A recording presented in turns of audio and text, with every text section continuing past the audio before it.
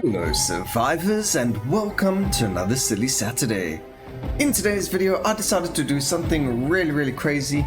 Now, we are playing on the Necromancer, and there's been a lot of talk on Reddit before about how people really dislike the Necromancer's Ascension because of the taunt. Now, I thought, well, you know what, it is an Ascension that actually deals damage. You summon creatures, and once they're up and available, they do kill things quite easily. So what we're going to be doing today is we are going to firstly use only the abominations to win the round, but for that to work, we first have to set it up. Now, what we need is we need Arcane Shield, we need Skill Inclination Arcane, Reroll Mastery. We cannot use Unexpected Arsenal because none of the aura skills like Arcane Shield, Bloodlust, Arcane Power are able to be received at your level 1 because they don't technically deal damage, although Arcane Shield does, so it's weird it should actually be able to get. But anyway, I digress. We're running Focused Mind, so we can only get the 3 buffs: Commanding Presence, Purity, and Death's Touch. So let's go straight into it. We're going to be playing on the Scorching Valley, and we are starting off with a single skill that does do damage, which is our Summon Skeletons. And then after that, once we've got a couple of levels,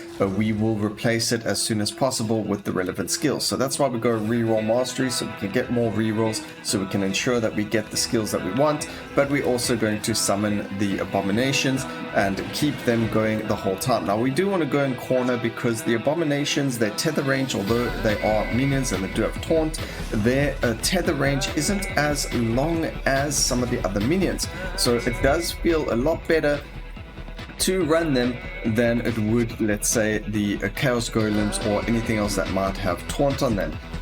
Now we just need to find the buffs, and there's one: Arcane Power, fantastic.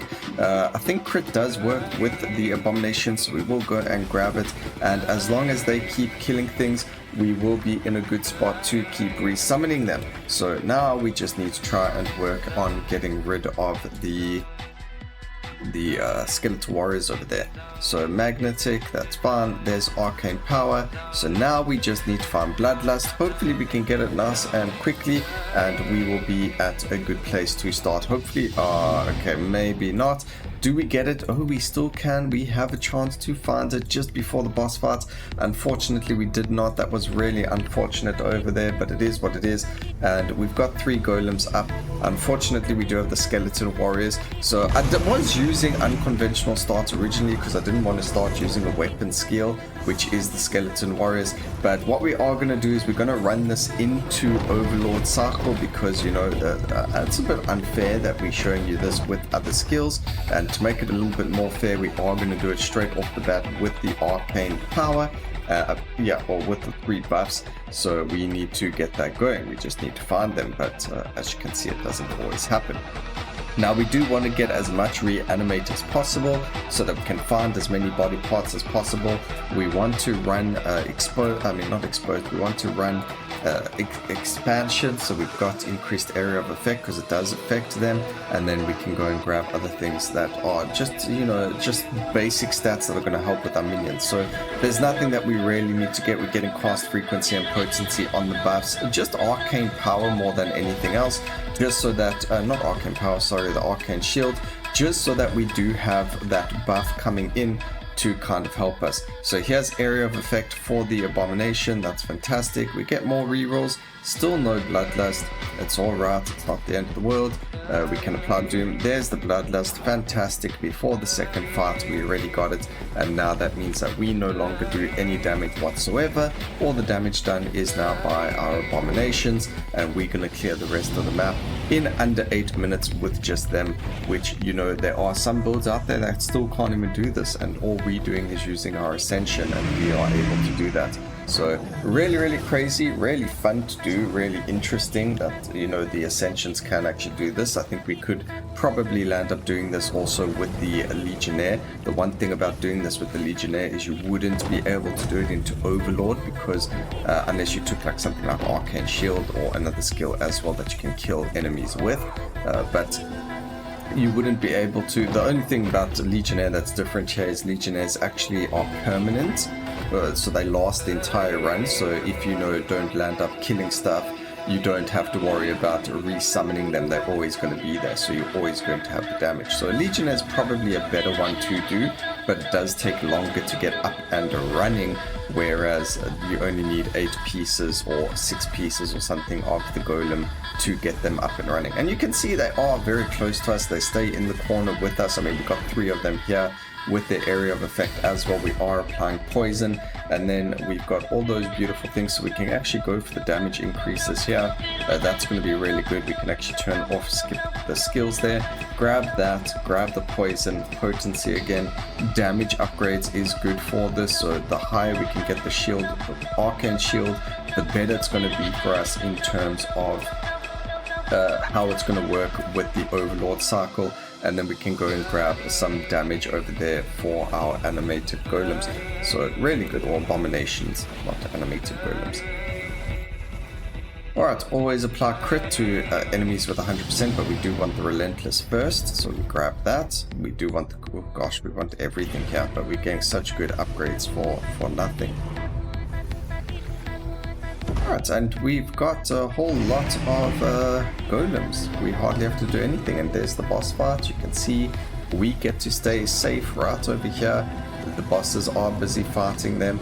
There they go after the bosses. We've only got 6 more, but because we haven't been summoning them for a while, we are able to summon all 8 of them. We do want to look at movement speed, because you do want your golems to be able to move around relatively quicker, and by increasing the movement speed that will happen. So you can see we are really slow. We do want to change that and maybe look at movement speed as well if possible. So we want area of effect, so Bloodlust can affect them more, so increase the area of effect as well.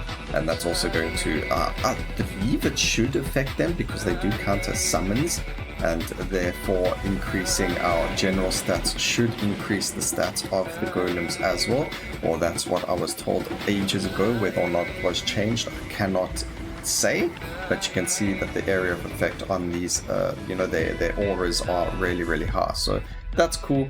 Let's go for some magnetic over here just so we can get more levels, and we are in a very good spot. We killed 12 bosses in 4 minutes, so this does look like it's a pre-8-minute run, which is exactly what we're looking for. And then we'll just show you the beginning of the overlord cycle and what you need to do to try and do it. You do land up losing maybe a life or 2, but you just need to get the body parts to summon at least 1 golem, and then you're going to be okay. What you're essentially going to be doing is running around trying to get hit without dying. So that's why we're looking for the potency over here. We're trying to get the shield health and the damage per health to be much higher, so that we can at least one-shot all the enemies when the shield does expire. And then we hope that Death's Touch does its thing as well, and we're able to kill the bosses, I mean the elites that spawn relatively quickly, so we don't take too much damage. But you know, some things can happen, and you can land up dying or losing a life because Arcane Shield didn't do enough damage, and you get hit quite a lot, and therefore, you know, it's just a whole big thing. So let's see what happens. We don't need duration on it. I don't think we even need the potency there. We can go and apply more doom, apply more poison. That's going to be good for when we get into the cycle 2 and we get the Arcane Shield to explode. If we apply more poison and more doom, there's more chance of the enemies dying as well. So good. And yeah, again, the reason we're doing this is because people were talking about the taunt on the golems. You can see we've got 2 golems right with us here in the corner. We don't need more, so I really don't understand why, you know, taunt is that big of an issue. I guess if you have other skills, it makes it so that, well, I mean, it's not a guess. I know that it makes more of the you know, the enemies stay outside of your range.